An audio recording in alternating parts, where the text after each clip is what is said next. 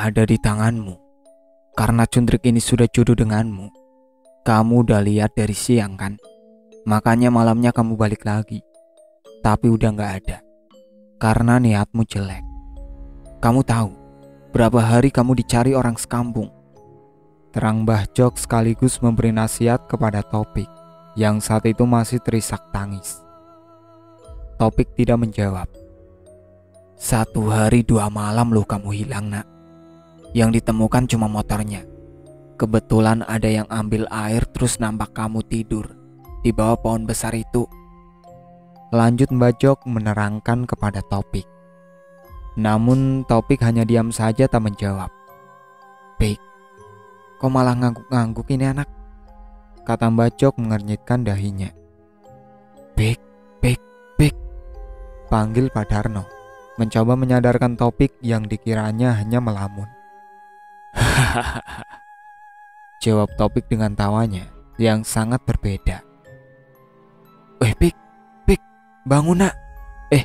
Jangan ngigau, kata Pak Darno menggoyang-goyangkan tubuh Topik. Usaha itu sia-sia. Mbah Jok masih melihat dengan tatapan tajam, menyelidik apa yang terjadi pada Topik. Sedangkan para tamu yang berada di ruang tamu merasa ketakutan dan bingung.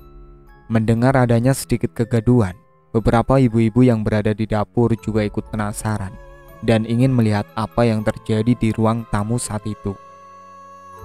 Siapa suruh kamu masuk ke sini? Bantah Mbah Darno. Selaras dengan redamnya suara gaduh yang ada di ruang tamu. Tak perlu ditanya lagi bagaimana histerisnya Ibu Topik. Para tetangga kini sudah berkerumunan di depan rumah, mendekat dan berkumpul, seolah kejadian itu adalah sebuah tontonan. Aku gak butuh ngomong dulu denganmu. Aku yang diminta sama anak ini. Jangan sekali-kali kamu ganggu urusanku, kata sosok yang ada dalam raga Topik saat itu. Topik duduk bersila bak seorang pertapa, tangan bersilang dada. Kepalanya mendongak seolah memancarkan kesombongan. Loh, setan gendeng.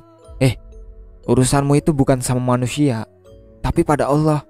Kamu pergi dari raga putuku.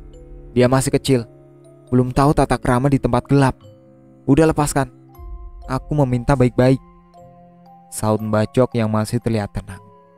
Kini Topik kembali menunduk dan terdiam, tidak lagi bersilang tangan.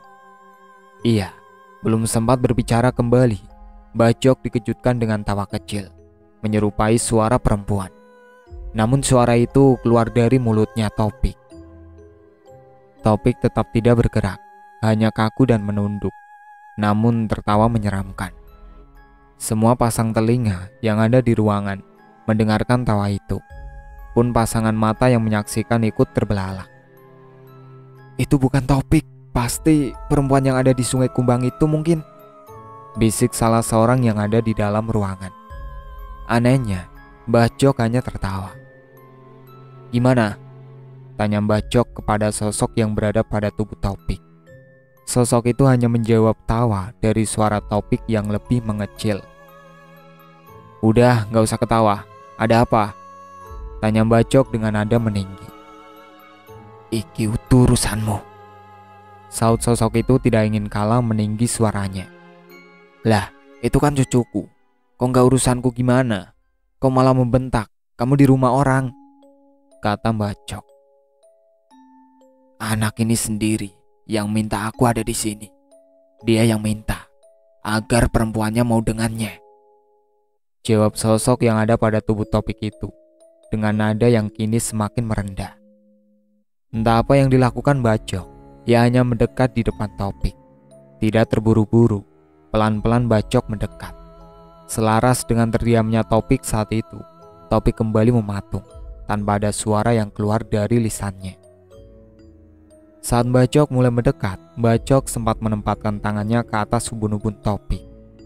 Mulut Mbah Jok amat kamit, seolah sedang membaca mantra yang entah apa itu, suaranya tidak keluar, bahkan dalam keadaan hening sekalipun. Selepas Mbah Jok melepaskan tangannya dari kepala Topik, ia memutar balik badannya. Yang lain pulang saja ya, sudah malam. Selesai ini biar aku yang mengurusnya. Terima kasih. Ujar Bacok tiba-tiba terpotong. Ia tidak bisa bicara, bahkan bernafas sekalipun, seperti ada yang tersangkut di tenggorokannya. Seketika itu juga suasana rumah menjadi gaduh. Orang-orang yang niatnya ingin pulang langsung mengurungkan niatnya. Rasa takut dan hawa dingin menyelimuti rumah Pak Darno malam itu. Entah apa yang terjadi.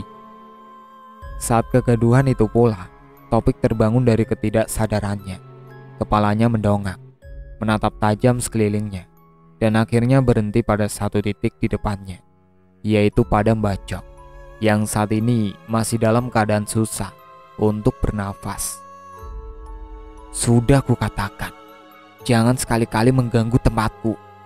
Anak ini sendiri yang meminta. Harus diselesaikan malam ini juga, kata sosok entah siapa lagi yang ada pada tubuh Topik. Namun ia hanya berbisik tepat di telinga Bacok, lirih, hampir tidak terdengar oleh yang lain. Kini Topik tergeletak lemas tepat di pangkuan Pak Darno. Ia kembali tak sadarkan diri, lebih tepatnya pingsan. Bacok sudah mulai bisa bernafas. Bacok menarik nafas, mengatur kembali nafasnya yang sempat sesak. Yang lain pulang saja, kunci pintu rumah. Jangan sekali-kali keluar rumah. Kalau ada yang mengetuk pintu, pastikan dulu dia manusia, kata Bacok dengan nada bicara yang serius. Mimik wajahnya pun terlihat sangat tegang dan memerah. Sesaat setelah Bacok berkata, warga semua bubar dari rumah Pak Darno, baik yang berada di dalam maupun yang berkerumunan di luar rumah. Ini sudah kelewatan, Nok. Ada-ada saja yang diminta sama anakmu ini. Ada-ada saja kelakuannya, kata Bacok kepada Pak Darno. Lah, gimana ya Mbah? Tanya Pak Darno mengenyitkan dahinya, tanda bingung dengan ucapan Bacok. Dia gak cuma minta pelet, tapi lebih dari itu, terang Bacok. Anak ini sudah salah jalan, Nok. Gak seharusnya tempat seperti itu dimintai hal seperti itu. Sungai Kumbang itu gak ada yang namanya minta-minta gitu. Baru pertama kali ini aku tahu kok ia punya pemikiran kayak gitu. Itu gimana sebenarnya? Kata Bacok dengan mimik wajah bingung. Lah, aku yang gak tahu Mbah. Aku ya heran juga. Kayaknya ya tenang-tenang aja, malah kelakuannya begitu, kata Pak Darno dengan nada murung, sekaligus kecewa dengan anaknya. Sekarang kamu ikut aku ke Sungai Kumbang. Kita pulangkan Cundrik ini. Meskipun Cundrik ini sudah berjodoh dengan anakmu, tetap saja anakmu gak bakal mampu menerima akibatnya nanti. Kalaupun kuat, ini malah bisa membawa petaka. Bentuknya ya biasa aja Cundrik ini, malah yang menghuni sudah tua, terang Bacok dengan nada sedikit menyesal. Topik yang masih tak sadarkan diri dipindahkan ke dalam kamar. Ibunya juga kerabat keluarga tetap menemani Topik yang masih terkapar dan tak sadarkan diri. Selepas itu pula Bacok dan Pak Darno pergi ke Sungai Kumbang. Bacok berpamitan dan memberi pesan untuk tidak membuka pintu untuk Bacok dan Pak Darno sebelum adzan subuh. Malam itu, bulan sedang tidak terang-terangnya. Dengan berbekal senter, Pak Darno dan Bacok menerabas kegelapan jalan. Iya, mereka tidak menggunakan motor, tidak tahu apa alasannya. Ketika ditanya dengan Pak Darno, Bacok hanya menjawab, "Ben sehat." Hanya itu yang keluar dari bibir keriputnya. Malam semakin malam. Pak Darno dan Bacok juga tidak tahu sudah jam berapa saat itu. Angin semilir yang berembus membuat badan menjadi semakin dingin. Tidak hanya dingin, tapi juga bercampur dengan rasa panas. Itulah yang dirasakan Pak Darno. Suasana sangat mencekam, pikirnya. Kanan kiri yang terlihat hanya kebun teh. Tidak ada kendaraan yang melintas satupun, apalagi manusia. Tidak sama sekali. Angin kembali berembus dan kini berembus dari belakang, membuat bulu kuduk Pak Darno berdiri. Mulai dari sekedar rasa dingin yang menusuk, hingga menjadi rasa takut yang berselimut. Sesampainya di tempat tujuan, yaitu Sungai Kumbang, yang terdengar hanya suara air yang mengalir dan jangkrik yang memecah kesunyian. Belum ada percakapan di antara mereka. Belum pula ada gangguan mistis yang menyambut kedua orang itu. Bajok mengambil langkah menuju ke bawah pohon besar, tepat di sebelah waduk itu. Saat Pak Darno ingin mengikutinya, langkahnya tertahan oleh apa yang ia lihat. "Wis tenang aja, ora usah bengok," kata Mbah Jok yang seolah tahu bahwa Pak Darno melihat sosok yang tidak lagi asing di telinganya. Ulo Gendang. Pak Darno terpaksa memalingkan pandangannya dari sosok itu. Meskipun matanya menatap tajam ke arah Mbah Jok, namun teduh ketika melihat Pak Darno. Tetap saja Pak Darno tidak sanggup untuk tetap melihatnya terus. Mbah Jok berdiri tepat di depan sosok itu. "Maaf Mbah, aku hanya ingin mengembalikan pusaka ini," kata Mbah Jok dengan nada yang sangat spontan. Jelas terdengar di kesunyian itu, dan Pak Darno mendengarkannya. "Ini bukan punyaku, bawa pulang lagi. Aku sudah memberikannya pada anak itu," terang sosok yang berbentuk ular itu. Mendengar hal itu, Pak Darno yang orang biasa saja terkejut menyaksikan bahwa seekor ular dapat berbicara. Hal itu membuat Pak Darno semakin ketakutan dan ingin pergi saja. Tapi itu bukanlah hal yang mungkin menimbang anaknya di rumah sedang dalam masalah. Setelah percakapan pendek itu, tiba-tiba saja suasana menjadi sangat sunyi. Tidak ada suara jangkrik, bahkan air yang mengalir pun tidak terdengar. Pak Darno semakin ketakutan dengan suasana yang makin mengerikan ini. Ia beranikan diri untuk berbalik melihat keadaan Mbah Jok. Naas, Pak Darno tidak menemukan satu sosok pun termasuk pula Mbah Jok. "Loh, Mbah, Mbah!" teriak Pak Darno memanggil Mbah Jok. Tetap saja tidak ada sautan. Bahkan jangkrik pun tidak menyaut panggilan Pak Darno.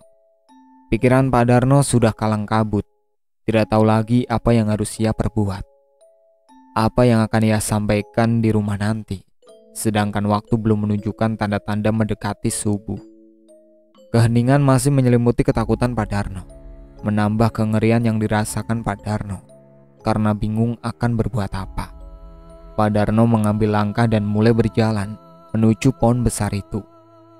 Perlahan sembari memastikan sisi kanan dan kiri, ia hanya memastikan bahwa tidak ada siapa-siapa, baik hantu atau manusia. "Mbah, di mana kamu, Mbah? Kok malah aku ditinggal? Ini gimana?" kata Pak Darno lirih. Tetap tidak ada jawaban.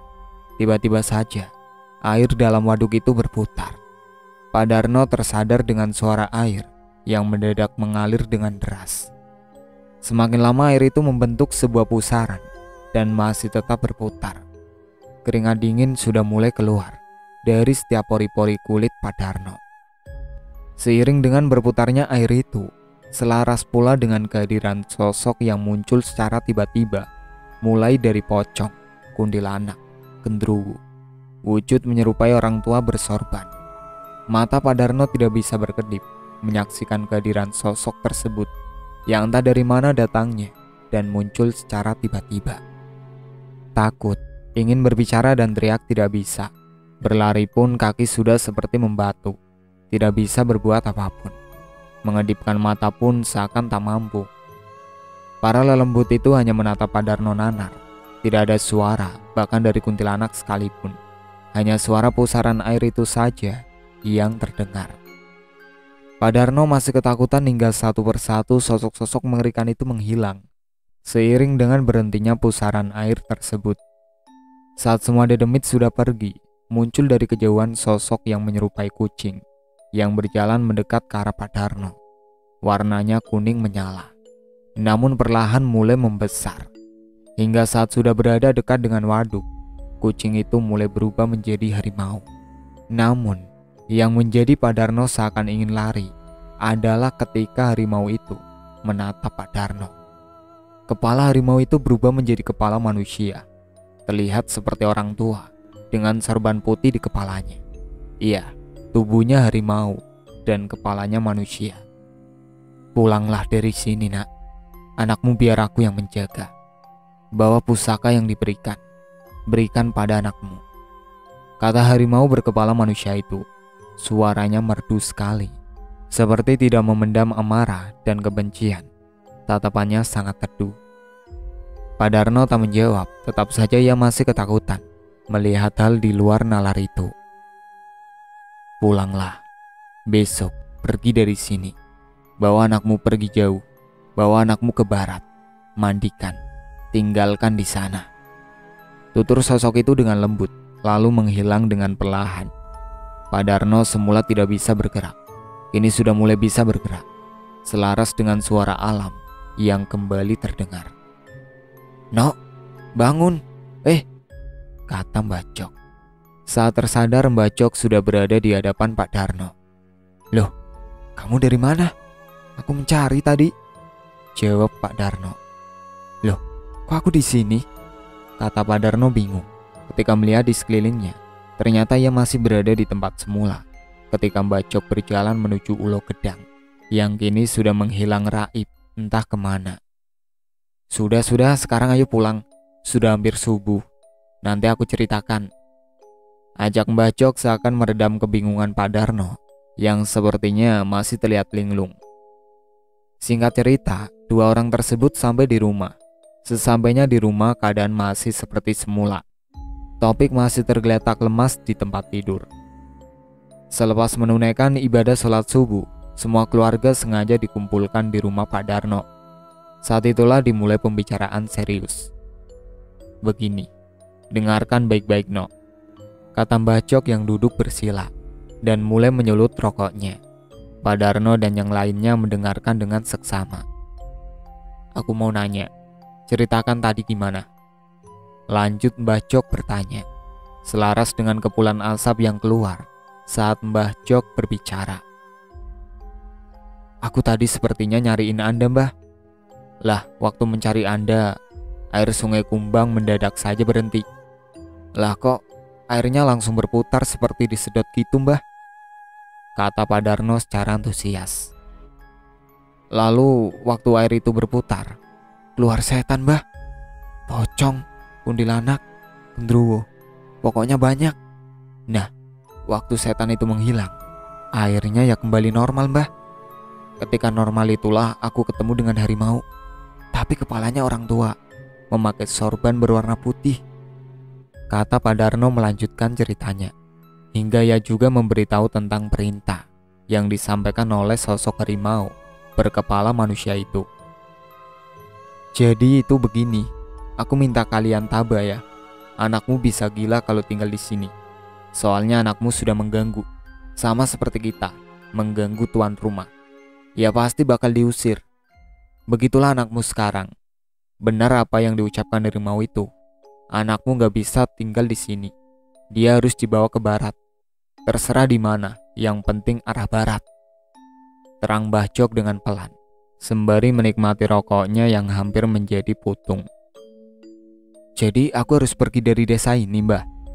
tanya Pak Darno bingung dan terkejut. Ibu Taufik hanya tertunduk sedih dan menyesali perbuatan anaknya. "Bukan kamu, cuma anakmu. Kamu dan istrimu masih bisa di sini, cuma anakmu gak bisa." "Walah, gimana ini, Bu? Kok malah jadi begini toh? Ya Tuhan, dosa apa aku?" saut Pak Darno meratapi keadaan. "Sudah, begini saja. Aku kasih solusi. Suruh anakmu tinggal di kota sebelah, kan dekat itu. Sebelum kamu tinggal anakmu di sana, mandikan dulu dia di air laut. Niatkan, bismillah. Insya Allah, dia bisa sembuh," tutur Mbak Cok. "Mana tahu dia dapat jodoh orang sana. Kita nggak ada yang tahu. Anakmu sudah dewasa, lepaskan saja. Biarkan dia merantau. Tenang saja, dia masih bisa pulang. Hanya tidak bisa menetap saja," lanjut Mbak Cok.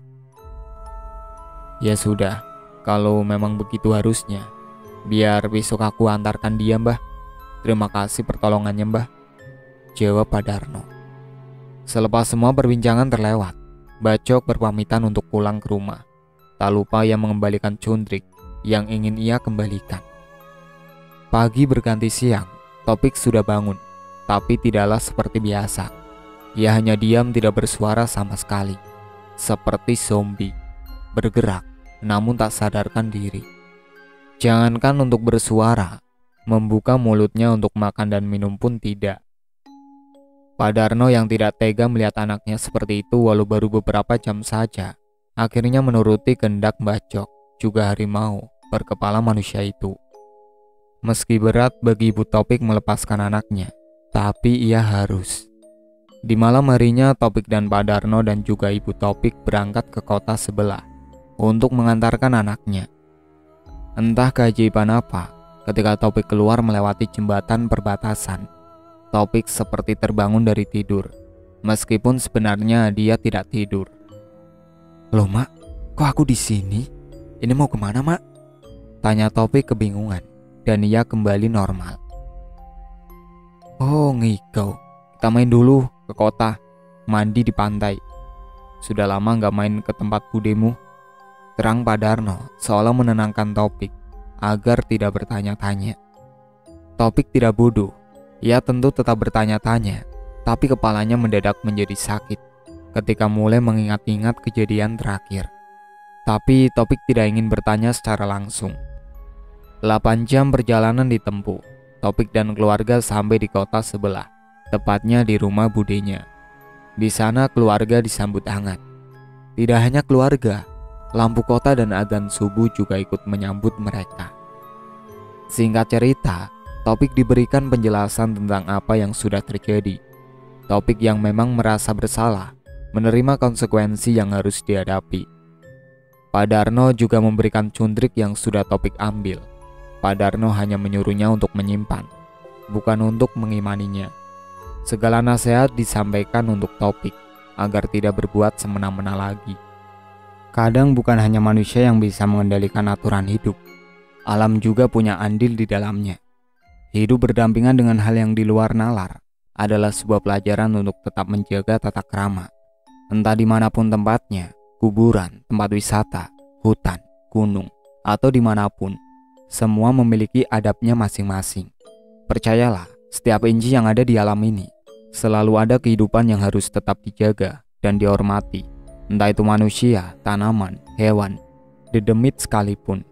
Leluhurku pernah berkata, "Jangan ganggu yang punya rumah, nanti dia bisa marah. Tapi jika dia mengganggumu, kau berhak menegurnya."